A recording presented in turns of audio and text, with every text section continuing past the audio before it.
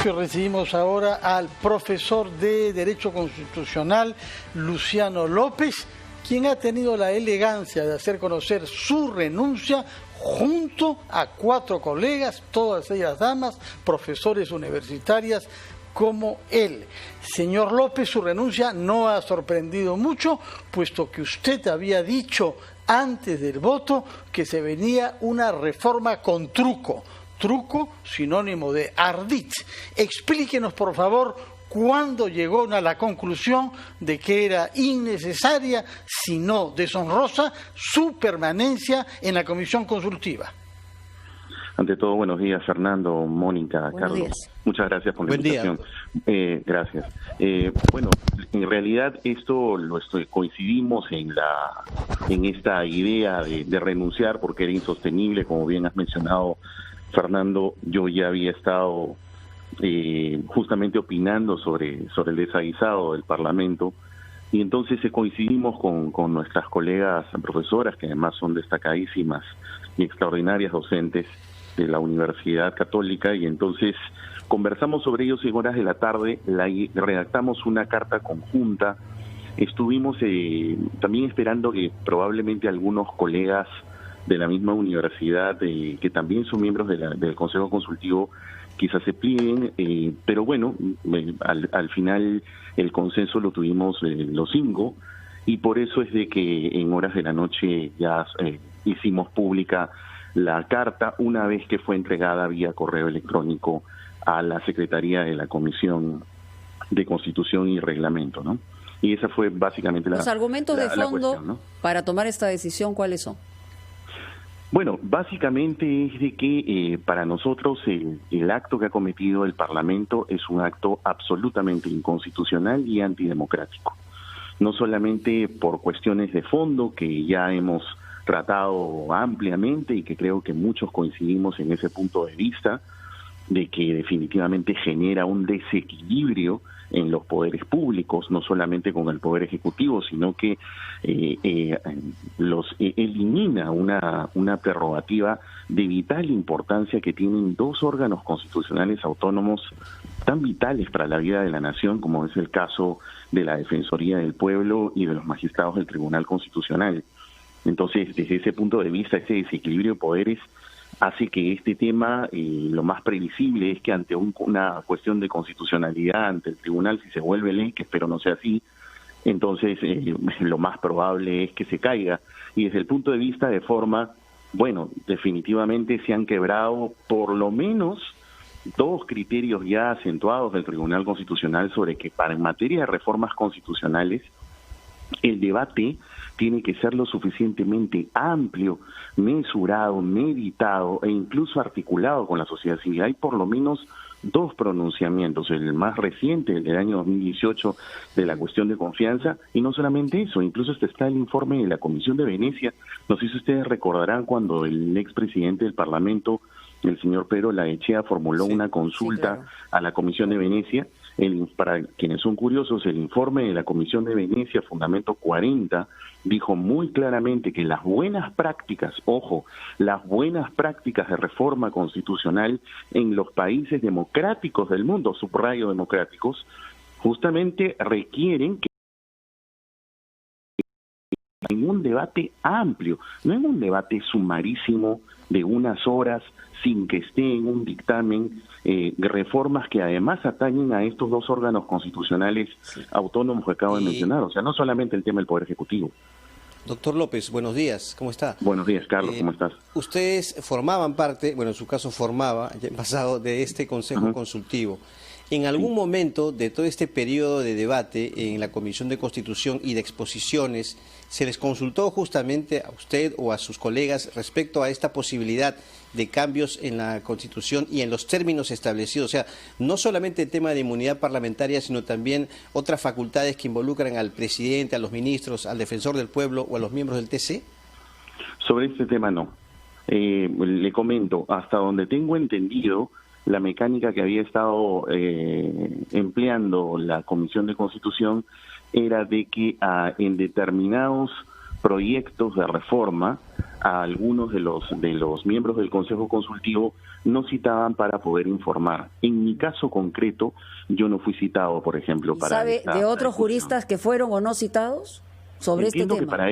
Entiendo que para este tema sí, porque como le repito, Mónica, entiendo que la distribución del trabajo que han hecho ellos es que por cada proyecto que ellos consideran relevante poner a discusión con algún miembro del Consejo Consultivo, lo citaban para eso, porque como usted comprenderá, hay 42 en la lista, ¿no? Entonces, por ejemplo, yo no fui invitado para ese Pero al menos, proyecto. perdón doctor, no solamente me refería al tema de que sí había habido consultas o el tratamiento respecto a la inmunidad parlamentaria, sino esta especie de ampliación que ha habido, de prolongación, si me permite el término, en cuanto a eliminación de facultades como la que estamos analizando. No, para nada, para nada. Y además también allí hay un tema que yo veo hasta antirreglamentario, porque les comento una cosa. A nivel del reglamento del Congreso de la República, cuando se debate, por ejemplo, un dictamen en minoría, es por descarte del de mayoría. Es decir, solo si el dictamen en mayoría es desaprobado, el reglamento del Congreso dice que se pone a debate el dictamen en minoría. Y lo que ha pasado el domingo, como todos hemos presenciado, incluso ya era una reconsideración, es decir, el asunto había amanecido votado el sábado, con todo este problema de ampliación de facultades, y el domingo aprueban la reconsideración, reabren ese debate y seguían discutiendo el dictamen en mayoría que había sido aprobado con un texto sustitutorio y agregan estas cuestiones. O sea, no solamente es antidemocrático, infracciones reglamentarias, infracciones constitucionales. Claro, es una cosa inaceptable, cosa que yo le he estado mencionando desde el día sábado, ¿no? Doctor López, justamente a propósito de las cosas que ha venido usted diciendo desde el día sábado, me interesa que explique por qué creyó que había en esta reforma un truco escondido. Y como usted es un jurista que no se refugia en las ideas abstractas solamente, sino que pone ejemplos que duelen, se refirió específicamente al caso de lo que podría hacer con la congresista Luciana León, que ahora podría hacer valer que las actividades dudosas que tuvo con funcionarios ediles de La Victoria eran también parte de sus funciones parlamentarias. Explíquenos, por favor, dónde ve el truco que se introdujo, para no usar la palabra ardid. Con todo gusto, Fernando. A ver, con ejemplos. Lo que pasa es que la inmunidad parlamentaria, que se llama así, tiene ese nombre, está relacionada a los delitos comunes. Es decir, un parlamentario, yo pongo este ejemplo tan simple, se sube a un automóvil, atropellar a una persona no tiene nada que ver con el uso de su cargo congresal, ¿correcto? Ya eso se llama inmunidad parlamentaria y consiste en que el Poder Judicial, para poderlo procesar o apresar, tiene que tocar a la puerta al legislativo y decirle, ¿me permites apresarlo o procesarlo? Eso es inmunidad parlamentaria en sencillo. Eso lo eliminaron en la mañana del sábado, amaneciendo sábado. Hasta allí no había problema. El problema, en realidad, o el truco que yo mencioné, porque ese fue el adjetivo que usé justamente el día sábado, es de que está en el segundo párrafo, Fernando, y tiene que ver con este caso que acabamos de mencionar y otros más. El ejemplo es este. Lo que sucede es que los parlamentarios tienen una segunda protección. La segunda protección tiene un nombre técnico que se llama antejuicio. ¿Qué significa eso en castellano? Con un ejemplo. A diferencia de la inmunidad parlamentaria, que es delito común, cuando un parlamentario usa su cargo, ojo, lo usa para cometer un delito, por ejemplo, un tráfico de influencias, lo usa para ir a tocar la puerta del Ministerio de Economía, para que le den plata a una municipalidad y luego termina con un cargo de organización criminal, como es el caso, por ejemplo, que hemos mencionado. Entonces, en esas situaciones, la Fiscalía puede investigar, pero no puede continuar, porque si quiere procesarla, tiene que tocarle la puerta al Parlamento y decirle, ¿me autoriza a procesarlo? Te formulo una acusación constitucional. Y abre un procedimiento parlamentario que se llama antejuicio.